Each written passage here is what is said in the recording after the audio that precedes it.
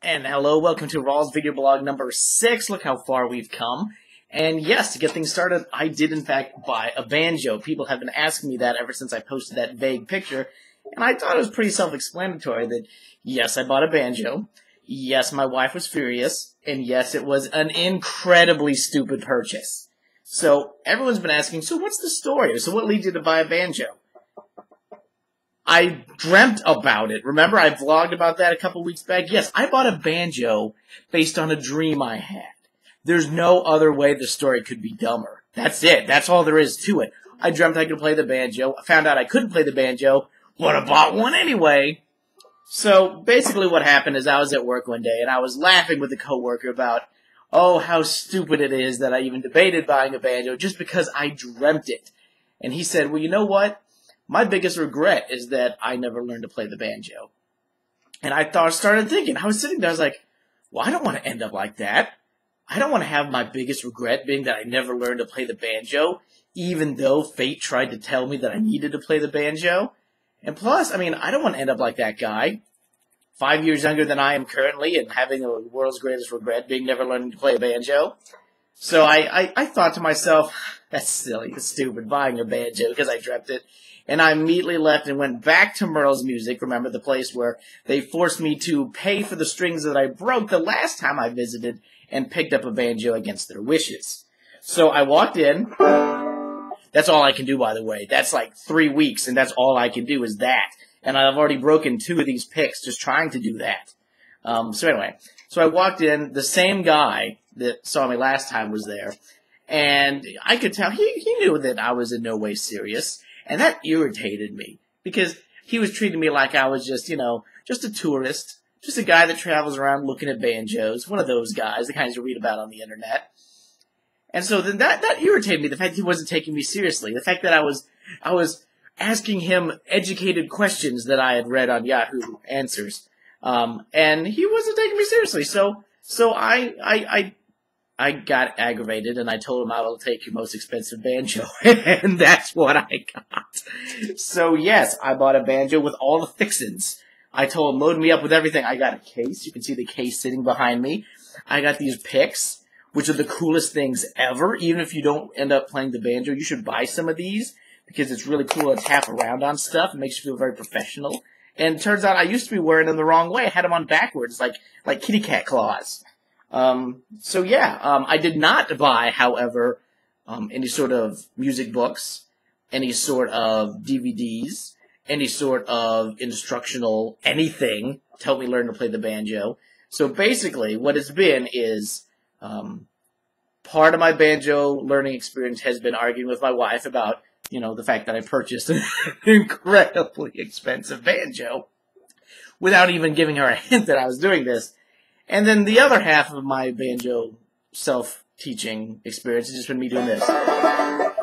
And then giggling for minutes on end. And then putting the banjo away because it scares and confuses me. And also, the second thing that I did when I got home with the banjo is I ran into the bedroom, closed the door behind me, and I took it out of the box and I just stared at it. I just looked at my new play pretty. By the way, I don't know if you're supposed to do that on a banjo, but it's loads of fun. So anyway, so I got the banjo out for the very first time. Sweat rolling down my brow because I realized just how much money I'd spent without even remotely consulting my wife. And so I picked the banjo up out of the case and I held it up to examine it. And tunk, tunk, tunk, tunk, tunk, I put it into the stupid ceiling fan. I seriously, all the money I spent on this banjo, and right here is the crack from my ceiling fan from the first time I took it out of the box. How's that for Rawlz being an idiot? I was going to say a lot more vulgar things, but I realized this is a family vlog. Anyway, so no, my life has not been all about the banjo because I haven't done anything with it.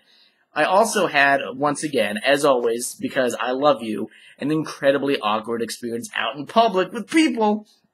So this past week, my company had their big financial year kickoff. A big meeting up in Columbia. Every single person from every single store and office in the state of Missouri comes together and have a big banquet. We sync up with cameras to all the other states and have this big, big Womo group hug and feel-good party. Well, they want us to network. Network is apparently a good thing when you're an adult. I just find it terribly awkward and leads to situations like the one I'm about to describe for you. So they gave us assigned seating because they wanted us to meet people from other stores, our offices, I almost said orifices, which would have been weird, and try to get to know them and build bonds that will last forever, at least until the meal is over and dessert's gone. So I'm sitting at this table of people that I don't know, and I don't care about them because they mean nothing to me. And the lady next to me is this very nice middle-aged woman. I don't remember her name, even though she had a name tag on. But see, name tags, they're kind of in the bosom area. And so I never look at a name tag that's on a woman because anytime I do that, the moment I look at their name tag, I get slapped for looking at their bosoms. And yes, it is a bosoms. Those are like ghost boobs. So she's sitting there, and thank God, finally, it was time for us to go up to the buffet and get our plates. So I get a ridiculously stupid plate of just everything I fit on one plate, and I get a plate of salad. I mean, I'm not going to eat it, but it's free food. You take what you can get. That's the rule of the buffet. So I mosey back to my table, sitting on my salad, sitting on my plate. I'm sitting there next to this woman. I'm putting food in my mouth just so I don't have to talk to her. And all of a sudden, she just reaches over and sticks her fork in my salad and takes a bite of it. She takes a bite of my salad. My salad is sitting right there. She just starts eating it. So I look over at her like, okay. And she just kind of smiles and waggles her fork at me and goes in for another bite of my salad. This is the most confusing thing that's ever happened to me. Justin doesn't share food. So I just go ahead and I take a bite of the salad too. And she stops and looks at me. And then she goes back to eating my salad. So then I take more bites of salad. And we're having this race back and forth. She takes a bite of my salad. I take a bite of the salad. I'm racing this woman. I'm not even acknowledging the fact that she's eating my food. And so I'm just as fast as I can. I start picking up salad with my bare hands and just tossing my mouth just to try to eat this salad before she can. And then, next thing you know, salad plate's empty.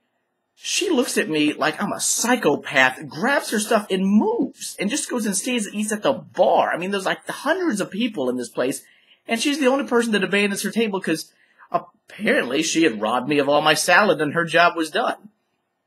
So I look down and I'm just confused on this. So this is honestly the most bizarre thing that's ever happened to me. And I'm sitting there pushing a crouton around on my plate in the French dressing, and it occurs to me, wait, I didn't put croutons on my salad. I hate French dressing. And at that time, the guy next to me taps me on my shoulder. He goes, excuse me, sir, is this your salad? Because if not, I'm just going to have the waiter take it. And I pan over to the right, and there's my salad. I sat it on this side of me, not on the left side. I was eating her salad. I was just sitting there. I was shoveling. I was the psychopath.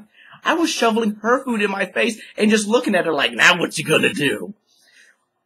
It occurred to me that maybe I should track her down and explain what a hilarious situation this was, but I decided the best course of action was just to avoid her, not talk to anybody, and then leave as soon as possible.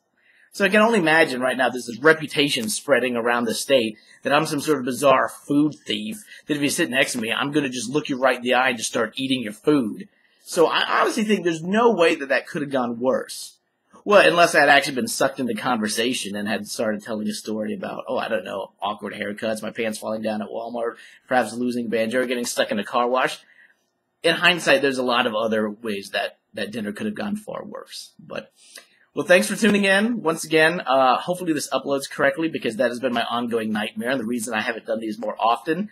And shout out to Dwayne Welty for putting together a hilariously awesome and legitimately, amazing theme song for my vlog.